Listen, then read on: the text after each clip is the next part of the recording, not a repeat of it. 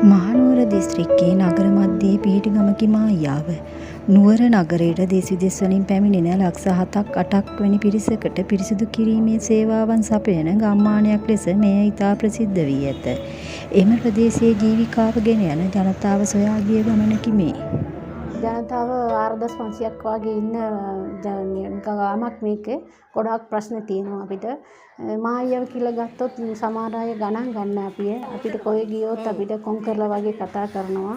ඒ වුණාට අපිට ආසයි ඉස්සරහට යන්න අපේ ළමයි යන්න ඉස්කෝලේට දාගන්න බෑ. එතනට ගියොත් මායියාව කියලා අහනකොට එතනින් පාක් ලකුණු අඩු වෙනවා. ළඟ ඉස්කෝලේ තියාගෙන මෙතනට එන්නේ කියලා ඒකටත් අඩු කරනවා. ඒ ගියත් ගම ආනකොට අපි කොන්කර්ලා හොඳට කතා කරගෙන හිටපු කට්ටිය උඩන් ටක් ගාලා අයින් වෙනවා අපි. අපේ ළමයෙකුට බඳලා දෙන්න බෑ, කවුරුත් එන්න බෑ, කතා කරන්න බෑ. ලෝ ලෙවල් පාස් වෙච්ච ළමයි ඉන්නවා, ක්‍රීඩාලා දක්ෂ ළමයි ඉන්නවා. ඒ ළමයිව කොච්චර ඉගෙන ගත්තොත් නගර සභාවේ කුණු අදින්න තමයි දාන්නේ. ඒ නිසා MC කට්ටිය කියලා නමක් දාලා මේක නගර සභාව වැඩ කරන කට්ටිය කියලා අයින් කරලා තියෙනවා. ඒ වුණාට මේ මුළු ගමම නුවරම පළාතම අපේ MC මායාව ඉන්න තරුණයෝ අම්මලා තමයි සුද්ධ කරන්නේ. දවසක් හරි ඒගොල්ලන් ස්ට්‍රයික් කරත් මුළු නගරෙම නාස්ති වෙනවා. ඒ වුණාට අපිට පිළිවෙලක් කරලා දෙන්න කිසි දෙයක්. බීමට ගන්නා වතුර කුණු හා වැසිකිලි වලින් නල තුනක් කරහා එකම මාර්ගයකින් බැහැරවන මෙම නල පද්ධතිය කැටි බිඳී ඇති බව දක්නට ලැබිණි.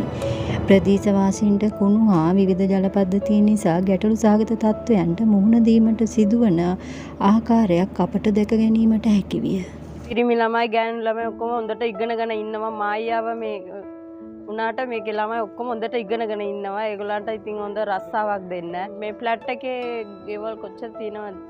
එතන විදිහ ඒව ඔක්කොම පිරෙන්නේ මෙතනනේ මිස්. මෙතන තමයි ස්ටොක් වෙලා තියෙන්නේ. ඉතින් ඒකත් වැස්සට ඔක්කොම පිරීලා පුපුරනවා. එතකොට ඔක්කොම පාරට යන්නේ මිදුලේ ජරාව.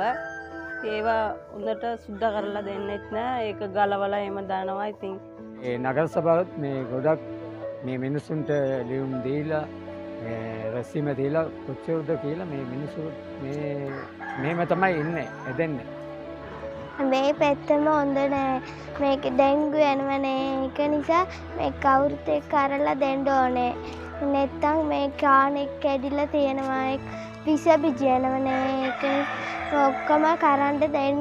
අපිට සනිප නැතුව හිටියොත් අපිට ඉගෙන ගන්න බෑ. ඒක නිසා ඔය කවුරුත් කියන්නේ මෙම තත්ත්වයන් නිසා මහයාව ගම්වැසියන්ට මතුවී ඇති ගැටලුත් මෙම හේතුන් නිසාම සමාජයෙන් සිදු වී ඇති කොන්වීමත් නිවැරදි කිරීමට බලධාරීන්ගේ අවධානය යොමු විය යුතු නොවේද?